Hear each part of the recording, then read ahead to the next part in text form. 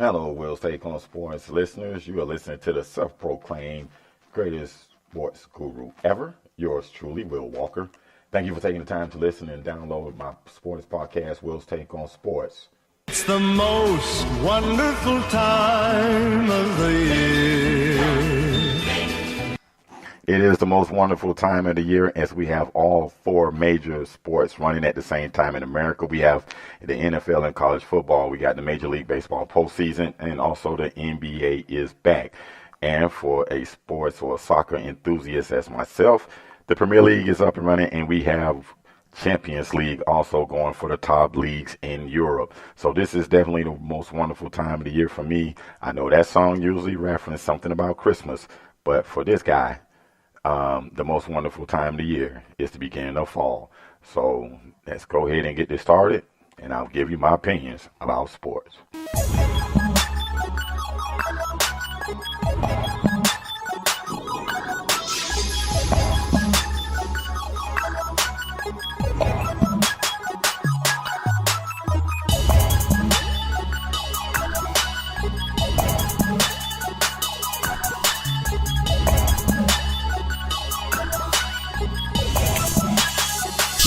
All right, here we go. We're definitely going to start talking about some sports here. Major League postseason has up and running. As you saw, some great quality games that have been going on over the last couple of days, starting with the wild card playoffs in both the National League and American League. The Colorado Rockies got rid of 2016 World Series champion, the Chicago Cubs, and the New York Yankees were able to advance and go on to meet the Boston Red Sox. Last night we saw that Houston, the defending champion, was able to get rid of Cleveland as George Springer and Jose Altuve hit back-to-back home runs. But Houston is a top talented team. It's going to be hard to get rid of them in this postseason. To me, they have the makings to make a run to get a second World Series title in a row. I'm not really sure if they can do it. I'm not going to go with that pick. So I'm just going to quickly look at the American League. You got deep traditional baseball teams in the Boston Red Sox and the New York Yankees going head to head. The Yankees definitely have a top-notch hitting club with the big guy, Giancarlo Stanton and Aaron Judge. I mean, they strike out a lot, but when they do make contact, it usually leaves the ballpark. But I think the Boston Red Sox have just too much for the Yankees as far as more. They have the better pitching staff. I mean, they have just as much talent on the hitting side with Mookie Betts, Jackie Bradley Jr., and of course J.D. Martinez. So that to me gives the Boston Red Sox the advantage in this matchup with the New York Yankees. Again, referring to Cleveland and Houston, I think Houston will dispatch of Cleveland real easily, setting up a possible, in my opinion, a matchup between Houston and the Boston Red Sox. And listen, I think Boston will advance because I think Boston is just too talented of a team. Now, turning over to the National League, we got the LA Dodgers, and Clayton Kershaw showed that, hey, he's Clayton Kershaw. He is the best pitcher in the game. The Dodgers have all the talent in the world. Atlanta's a good team. They're a great story. Nobody predicted that they would win the National League East. A lot of people, including myself, thought that would be the Washington Nationals, but they faltered. Then that guy, Bryce Harper, didn't have a good season, but he's going to get paid in his offseason based upon really his track record and not what happened over last season. But anyway, referring to this postseason, I got to go with LA. They've been so close the last couple of years. I think they will be able to advance and go on to the World Series. But before I do that, I want to talk about the feel-good story that is the Milwaukee Brewers and their matchup with the Colorado Rockies. Look, Milwaukee they're just a feel-good story. They were able to, again, another surprise winner of a division. This time, theirs being the National League Central. They got Christian Yelich from the Marlins. The Marlins got a couple of guys in this former Marlins in this darn postseason, and Giancarlo Stanton and Christian Yelich. Shoot, Christian Yelich had such a doggone good season, he may even win the doggone MVP. Don't get me started about the Marlins and their stupidity and what they do. Derek Jeter is proven to be no much better than Jeffrey Loria as far as an owner. But anyway, regarding this postseason as with the National League, I think that LA Dodgers will go on and win the National League, setting up what I'm pretty sure Major League Baseball execs are hoping for in the worst way, because it will draw eyeballs from everywhere. When you have a possible matchup between Boston and LA in the World Series, I mean, that would be just a dream matchup. That would be what even a casual sports fan, not really a baseball junkie, but a casual sports fan would even tune in to watch that. So I got a Boston Red Sox, LA Dodgers World Series, and I'm going to pick LA to just simply win it all because I think they've been so close over these last couple of years, losing to Chicago in 2016 and then being a runner-up last season. So I think that this will be the year that finally the LA Dodgers make it to win it all. And that's my thought on the Major League Baseball postseason. So right now, you know what I do. You're simply the best. Better than all the rest. All right, I'm going to give us simply the best performance to the talk of the NFL right now. That is Pat Mahomes. This guy's been just really simply the best performer so far in this 2018 NFL season. And in his last game versus a solid Denver Broncos defense on Monday night at Mile High Stadium, it was a performance that made a believer out of a lot of people, especially us sports fanatics, that this kid is legit. Listen, I'm not ready to put him in an elite class just yet. It's just a 4-game sample, but he's so far he has passed the eyeball test. He passed for 304 yards and tossed 1 touchdown, and he also helped erase the 10-point deficit that they have in the fourth quarter. So Kansas City has really right now got to be the hot team there, the it team in the American Football Conference. New England is still there. They ain't going anywhere. I'm going to talk about that in a little bit. But I can say this much. Andy Reid can definitely coach quarterbacks. Also going to turn over to college football. Going to talk about the running back from Arizona State. He rushed for 3 bills plus and scored 3 touchdowns. I mean, that was a video game like numbers, although they do not make NCAA games for or EA Sports doesn't anyway for college football. But anyway, that was a video game like numbers with 300 yards plus, and he scored 3 touchdowns. So Eno Benjamin, the running back from Arizona State, gets us simply the best performance from yours truly. All right, so let me move on. I'm going to just give you some thoughts about what happened last weekend in the NFL and college football. First, let's look at it like this. Not give a damn, a.k.a. Notre Dame, as you know them, easily dispatched Stanford at home. Like I said when I was making my picks last week, Stanford is just Bryce Love, and that's it. They really don't have much on that team. Yeah, okay. Ian Book looks like the real deal. He's showed us 2 games where he's definitely a better passer of Notre Dame's than Wimbush, the other Notre Dame quarterback. But we'll see what he can do this week, as I'm going to pick the game with them at Vatech. The Suckeyes got a gift from Penn State coach James Franklin. What in the world was this man thinking on that 4th down call? I mean, really? James Franklin basically just gifted Urban Meyer and his Suckeyes a win. That was just one of the dumbest play calls I've seen in a couple of years, and I am shocked what the Florida Gators were able to do in Dan Mullen's return to Starkville, Mississippi. They were able to grit out a tough defensive performance. They got a strong road win, but we will see what the Gators are truly made of when they go against that talented and very stingy defense that the LSU Tigers have. And also, going to pick that game also in a couple of other college football games.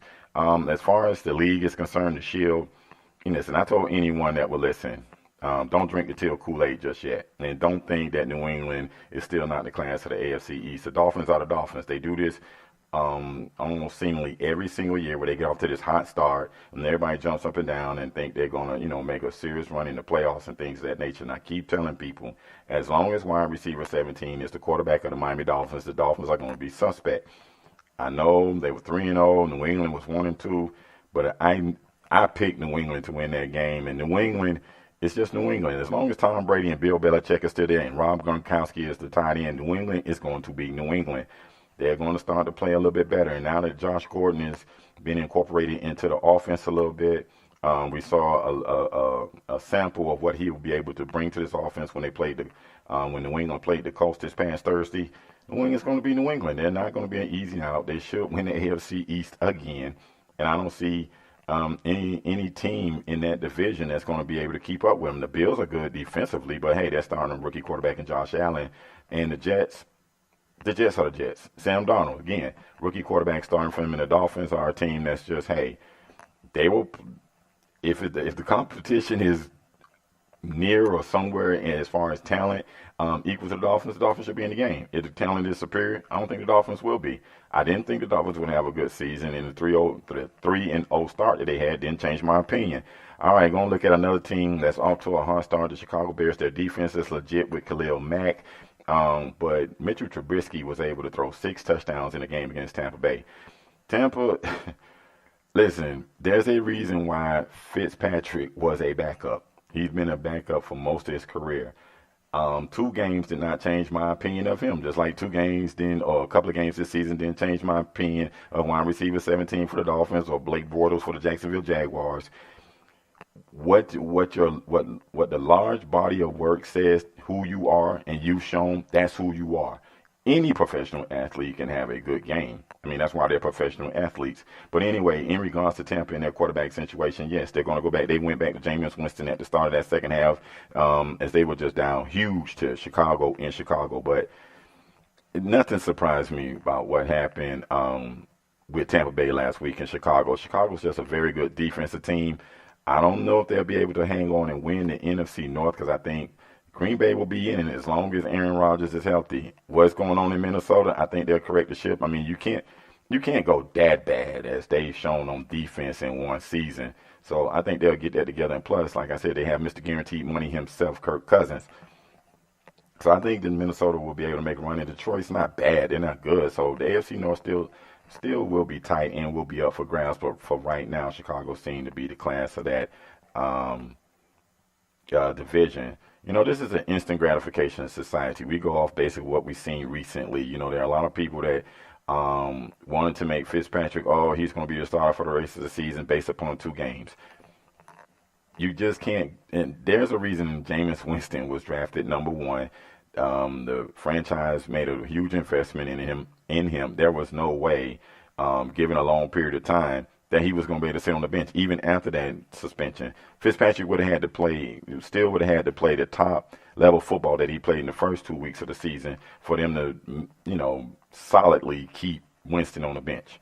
And he didn't. He faltered against Pittsburgh as Pittsburgh exposed him a little bit.